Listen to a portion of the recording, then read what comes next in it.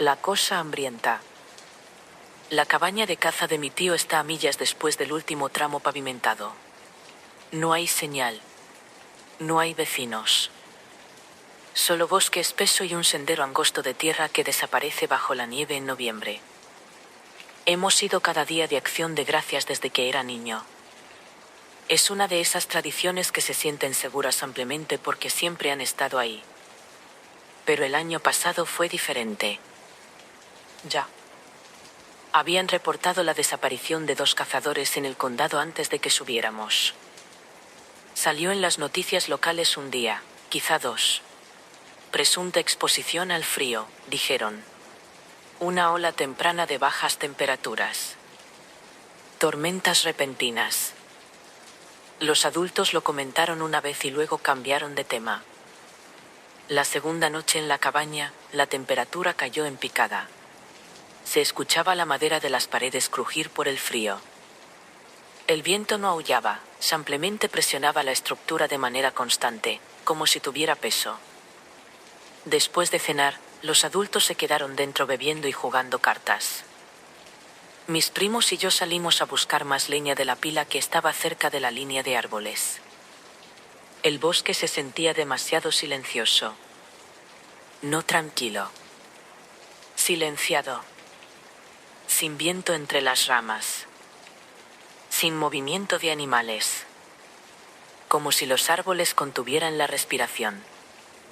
Entonces lo escuchamos. Ayuda. Venía de más allá del claro. Fino. Forzado. Casi ronco. Nos quedamos congelados. Sonaba exactamente como mi primo Mark. El problema era que Mark estaba justo a mi lado, cargando un montón de troncos. Se puso pálido. No dijimos nada. Solo escuchamos. Pasó un momento. Y volvió. Ayúdenme. Más cerca esta vez. Mark tragó saliva y murmuró su propio nombre, como si estuviera comprobando que seguía ahí. Como si escucharlo en voz baja lo anclara a la realidad. La voz respondió. No lo imitó exactamente, pero se ajustó. El tono cambió ligeramente, volviéndose más claro. Estaba aprendiendo. El bosque frente a nosotros parecía más oscuro de lo que debería. Incluso con la luz del porche detrás. Recuerdo una sensación extraña en el estómago. No era exactamente miedo. Era algo más agudo. Como hambre. Y entonces un pensamiento se deslizó en mi cabeza que no se sentía mío. Deberías ir a ver. No fui en voz alta. Ya más como presión. Y una sugerencia. Mark dio un paso al frente. Nadie se lo pidió. Lo agarré de la chaqueta sin pensar.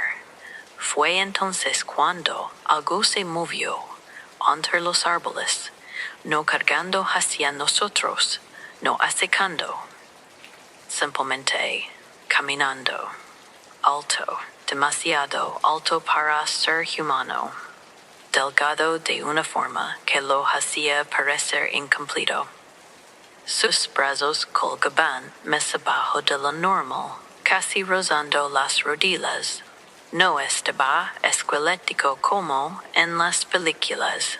Era peor, parecía estirado. Como si la piel estuviera tensada sobre algo que había crecido demasiado rápido dentro de él. Inclinó la cabeza, abrió la boca. Y sonrió, no exageradamente, no monstruosamente, solo, male, no corrió hacia nosotros, no gruñó.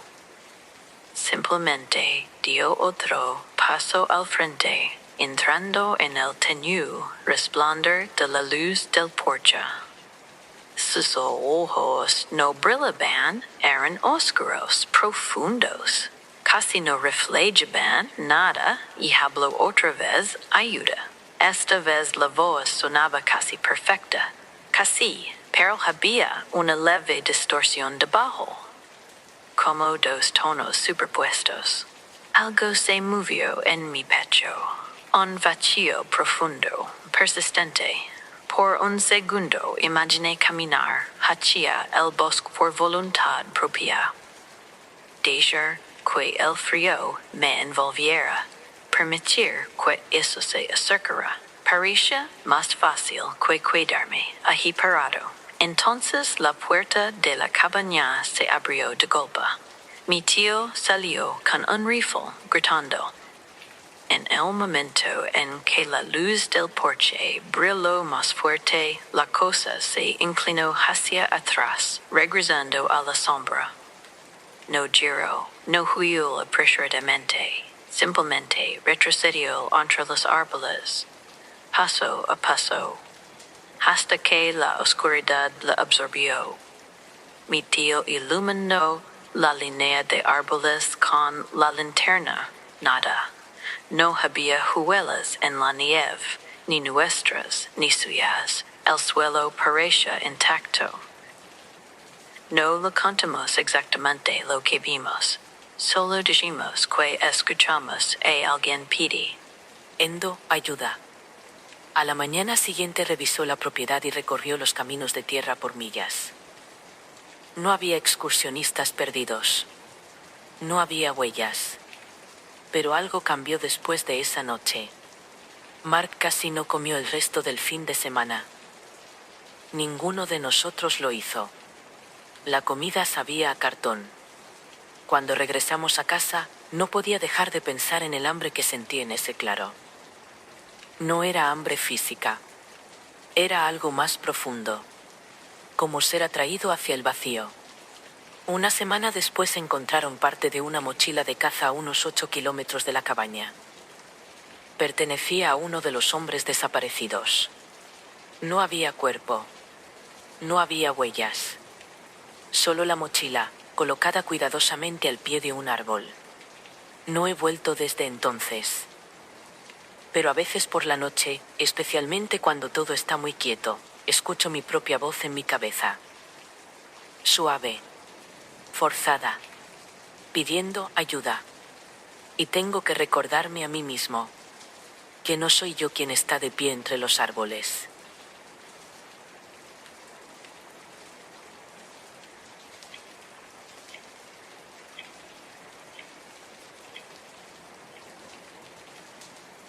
Hay algo ahí afuera. Nunca le di mucha importancia a Bigfoot, Sasquatch ni a nada de eso, hasta que compramos la cabaña. Es una construcción modesta, algo antigua, ubicada justo en el límite más lejano de nuestra propiedad, donde la línea de árboles se espesa y simplemente no termina. Toda la parte trasera del terreno colinda con el Parque Nacional Olympic. No la zona de los letreros de bienvenida, estacionamientos y mapas bajo acrílico. Me refiero a la parte profunda. La parte sin mantenimiento. Millas y millas de naturaleza prácticamente intacta. Ni siquiera hay muchos senderos. No hay razón para que alguien se adentre ahí, a menos que sea un mochilero extremo, o esté tratando de perderse a propósito. Cuando compramos el lugar, no pensé demasiado en lo que eso significaba. Solo veía bosques tranquilos y privacidad. Sin vecinos. Sin tráfico. Parecía perfecto. Pero casi de inmediato, empecé a notar cosas. Pequeñas cosas, al principio. El bosque aquí es denso. Pero denso de verdad. Si no estás en un camino despejado, apenas puedes ver más de 3 metros hacia adelante. Si te sales del sendero, atraviesas helechos que te llegan a la cintura y maleza que te araña los brazos. Es hermoso, pero también se siente como si te estuviera tragando. Más de una vez, mientras paseaba al perro cerca del límite de la propiedad, tuve la sensación intensa de que algo nos estaba observando. Me detenía. Escuchaba. Intentaba captar algún movimiento. Nada. Ni pájaros. Ni ramas crujiendo. Solo ese silencio pesado, aplastante, que te hace querer darte la vuelta y regresar a casa, Después comenzaron los golpes. Al principio no sabía qué eran. Sonaban como crujidos secos, fuertes. Como si alguien golpeara un bate contra un árbol. Pensé que tal vez era construcción lejana o algún animal peleando. Pero sucedían a horas extrañas. Medianoche. 3 de la mañana. Una vez al amanecer, resonando desde lo profundo del bosque. Siempre eran unos pocos golpes. Espaciados. Nunca lo suficientemente cerca. Como para ver algo, pero sí lo bastante fuertes como para sentirlos en el pecho. Mi pareja decía que era la naturaleza. Y quizá lo era. Pero luego empezamos a escuchar los silbidos. Una noche estábamos sentadas en la terraza. Noche tranquila, cielo despejado, sin viento. De pronto, desde el bosque salió un silbido largo y ascendente. Agudo. Casi humano, pero no del todo. Las dos nos quedamos en silencio a mitad de conversación. ¿Qué demonios fue eso?, preguntó ella. No tenía idea. Y siguió pasando. Un par de veces al mes. Siempre de madrugada. Siempre desde algún punto más allá de donde la luz del patio se pierde entre los arbustos. Dejamos de sentarnos afuera por las noches. Y entonces empezaron a lanzar piedras. No piedritas. Piedras. En 2 ocasiones, mientras cortaba leña o caminaba por el sendero trasero, piedras del tamaño de una pelota de béisbol cayeron a menos de 3 metros de mí. No rodaron cuesta abajo. No cayeron de un árbol. Fueron lanzadas. Con fuerza. Una golpeó la cerca detrás de mí. Nunca vi de dónde vinieron. Ahí fue cuando empecé a investigar. A leer sobre encuentros con Sasquatch. No lo que muestran en la televisión, sino relatos reales. Guardabosques. Excursionistas. Cazadores. Y fue entonces cuando encontré este foro. Muchas de las cosas que leí aquí coinciden demasiado con lo que hemos vivido. Los golpes. Los silbidos. Las piedras. La sensación de estar siendo observado. Yo jamás habría conectado los puntos por mi cuenta, pero una vez que vi el patrón, fue difícil ignorarlo. Lo más extraño ocurrió el otoño pasado. Estábamos limpiando el patio después de una tormenta de viento. Entré a la casa por una bebida, y cuando salí, algo había dejado un conejo muerto en el borde de la terraza. Perfectamente intacto.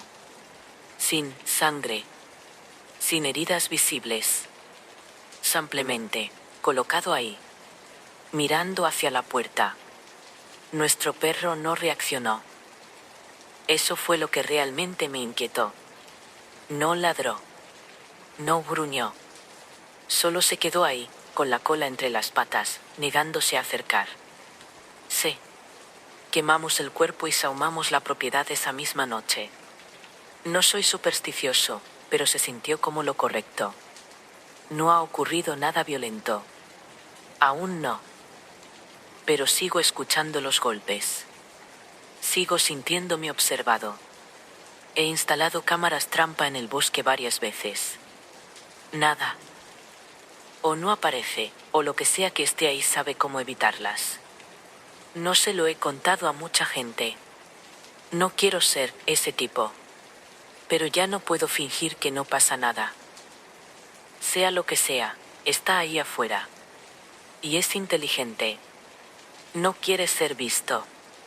Pero creo que sí quiere que sepamos que está ahí.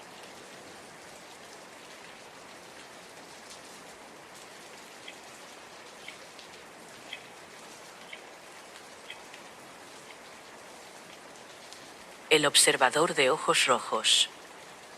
Cuando tenía 16 años, había un camino de acceso detrás de nuestra preparatoria que llevaba a una vieja torre municipal de agua. Técnicamente no estaba prohibido entrar, pero tampoco era un lugar donde los adultos esperaran que estuvieras después del anochecer.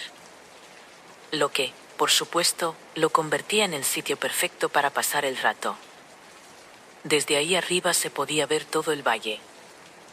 La carretera atravesando los árboles, el río reflejando el cielo, y cuando se acercaban tormentas, tenías vista privilegiada para ver los rayos caer a kilómetros de distancia. Esa noche, a principios de otoño, una tormenta se estaba formando rápido. El aire se sentía extraño incluso antes de que empezara. Pesado. Eléctrico. Esa presión que hace que los oídos se sientan tapados. Éramos 4, yo, mi mejor amigo Tyler, su prima Jess y otro amigo de la banda escolar. Subimos justo antes del atardecer y estacionamos cerca del giro de grava. El viento empezaba a levantarse y la estructura metálica de la torre crujía de vez en cuando. Estábamos sentados sobre el cofre del auto de Tyler viendo cómo las nubes se acumulaban. En algún momento, Jess me dio un codazo y señaló hacia arriba. Había algo en la pasarela de la torre. Estaba posado cerca de la barandilla, completamente inmóvil. Al principio pensé que era una lona de mantenimiento o algún equipo olvidado. La forma era voluminosa, pero estrecha en la parte superior. Entonces cayó un relámpago. Y la silueta se movió. No era equipo. Era alto. Demasiado alto para estar sentado de manera normal. Tenía la espalda ligeramente encorvada, y algo sobresalía a ambos lados, plegado contra el cuerpo. Alas. Recuerdo decirme que debía ser un ave. Tal vez una grulla. A veces vemos grullas cerca del río. Pero no tenía la forma correcta. Estaba erguido. Otro relámpago iluminó el cielo, esta vez más prolongado. Y fue entonces cuando giró la cabeza hacia nosotros. Sus ojos eran rojos. No reflejaban la luz como cuando apuntas una linterna a un animal. Parecían encendidos desde dentro. Los 4 lo vimos al mismo tiempo. Nadie se rió. Nadie hizo un chiste. Solo nos quedamos mirando. El viento aumentó de golpe y la torre gimió bajo la presión. Recuerdo pensar lo expuestos que estábamos ahí arriba. Entonces se levantó. Lentamente. Desplegándose hasta su altura completa. Medía al menos 2,10 metros, tal vez más, si contabas cómo sus hombros sobresalían por encima de la barandilla. Las alas permanecían plegadas contra su espalda. No eran emplumadas como esperarías. Más bien parecían membranas tensas, superpuestas. No aleteó. No hizo ruido. Dio un paso hacia el borde de la pasarela. Se equilibró. Y se dejó caer. Jess gritó. Saltamos del cofre del auto esperando escuchar el impacto contra la escalera metálica o contra la grava. No hubo choque. A mitad de la caída, extendió las alas. El movimiento fue suave. Controlado. Como si supiera exactamente cuánta corriente de aire necesitaba. Planeó. No hacia los árboles. Hacia nosotros. Y lo peor, no hubo aleteo. No hubo ráfaga de viento. No hubo sonido. Solo una silueta enorme moviéndose contra el cielo iluminado por los relámpagos. Corrimos. El instinto tomó el control. La grava resbalaba bajo mis zapatos y casi caigo de inmediato. Tyler forcejeaba con las llaves intentando abrir el auto. Miré atrás una sola vez. Estaba encima de nosotros. No aleteaba. Simplemente flotaba ligeramente hacia adelante, las alas extendidas más de lo que creí posible. Los ojos rojos no parpadeaban. Tropecé con fuerza y me golpeé el hombro contra la grava. Por un segundo todo se volvió confuso. Escuchaba mi corazón más fuerte que el viento.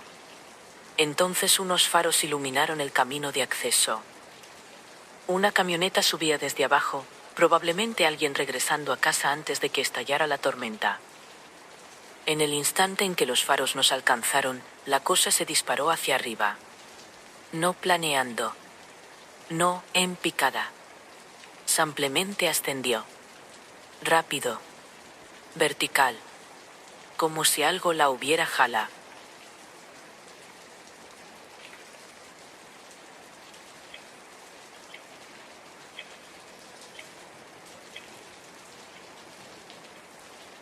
La historia de camionero de mi abuelo.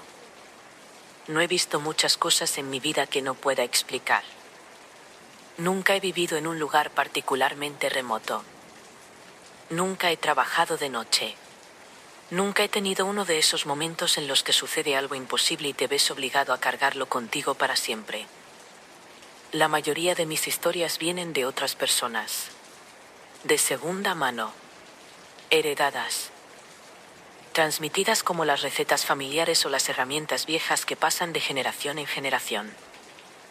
La que más se me ha quedado grabada viene de mi abuelo.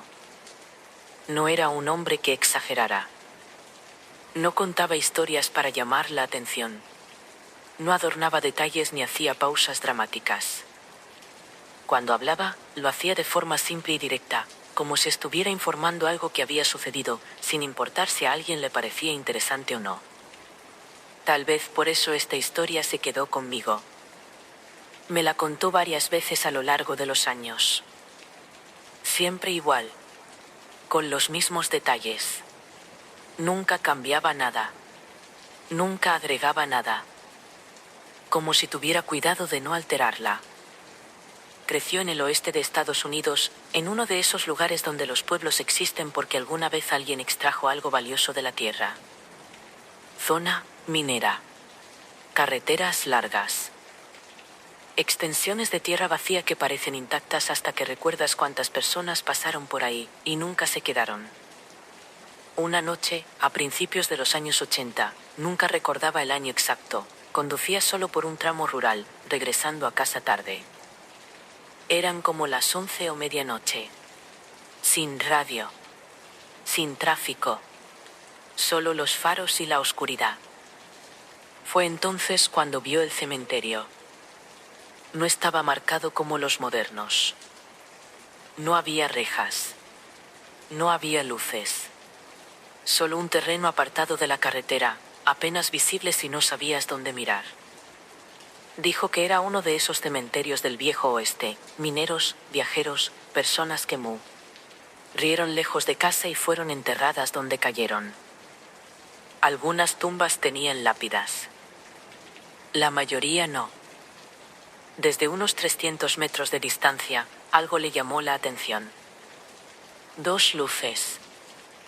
Al principio pensó que eran reflejos. Tal vez faros de otro vehículo más allá de una elevación del terreno. Pero no eran blancas. Eran naranjas. Suaves. Constantes. Bajitas. Cuando redujo la velocidad, se dio cuenta de que se movían. Las luces se desplazaban por el cementerio. Ni rápido ni lento. Simplemente, moviéndose. Paralelas entre sí. A la misma altura del suelo. Dijo que eran del tamaño aproximado de balones de baloncesto, brillantes pero no cegadoras. Como brasas que nunca se apagan. Se detuvo. No había nadie más alrededor. No había casas. No había caminos cercanos. No había razón para que alguien estuviera ahí, y menos a esa hora.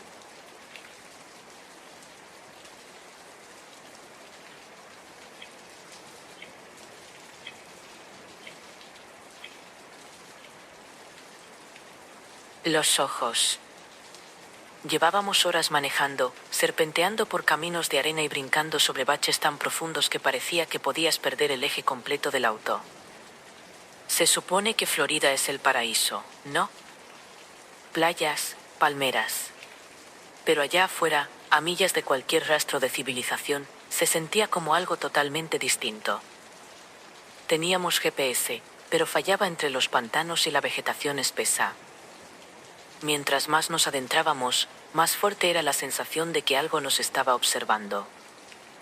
Los árboles eran absurdamente altos, proyectando sombras largas que cruzaban el sendero de tierra como si intentaran alcanzarnos con garras en la luz que se iba apagando. Finalmente nos detuvimos para acampar. Solo un pequeño claro entre los árboles. El sol se hundía detrás de las copas y el cielo tenía ese tono morado, amoratado, justo antes de que caiga la noche. Armamos la tienda rápido. Ni siquiera hicimos fogata. Había tensión. Un acuerdo silencioso de mantenernos callados. Lo sentía en el estómago, algo no estaba bien ahí. El primer ruido llegó justo cuando cerramos la cremallera de la tienda. Un arrastre rápido. Como algo moviéndose sobre hojas secas. Luego, silencio. Nos quedamos inmóviles. Miré a mis amigos y sus rostros reflejaban lo mismo que el mío, ojos abiertos, tratando de leer el miedo en el otro. Seguro es un mapache. Susurró Sam, intentando sonar tranquilo. Pero ni él mismo se lo creyó. Volvió a escucharse el ruido. Esta vez, encima de nosotros. Las ramas crujieron. Algo pesado se movía entre los árboles. Levantamos la vista y juro que mi corazón se detuvo. Sonaba enorme, cambiando su peso de una rama a otra, moviéndose rápido. Y no estaba en un solo lugar. Desde todos lados, por encima de nosotros, escuchábamos lo mismo. Como si hubiera una multitud de algo grande y pesado allá arriba. Algo que no debería estar ahí. Salimos de la tienda de golpe. Las linternas recorrieron las copas de los árboles. Y entonces los vimos. Destellos. 2, 4, 6 ojos brillando en la oscuridad. Reflejaban la luz y se movían con una lentitud calculada. Las linternas iluminaron cuerpos oscuros y escamosos posados en las ramas altas. Al principio mi mente se negó a procesarlo. No tenía sentido. Los caimanes no trepan árboles. Pero entonces uno de los haces de luz se detuvo en un hocico enorme y áspero. La boca abierta. Dientes largos, amarillentos. Caimanes, susurré, casi sin voz. A lo lejos, uno cayó desde una rama con un golpe pesado y desapareció entre la maleza. Ahí entendí. No estaban simplemente ahí arriba.